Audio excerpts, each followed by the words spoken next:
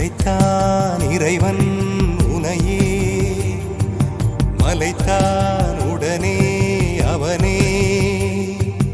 அழகை படைக்கும் திறமை முழுக்க உன்னுடன் சார்ந்தது, என் விழி சேர்ந்தது. விடிய விடிய மடியில் கிடக்கும் பொன்வினை உன்மேனி மீட்டட்டும் என் மேனி. இறைவினில் வந்து கலந்திடு, வீரல் பட மெல்ல காணிந்திடு.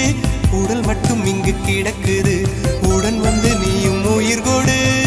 பல்லவன் சிற்பிகள் அன்று பண்ணிய சிற்பத்தில் ஒன்று,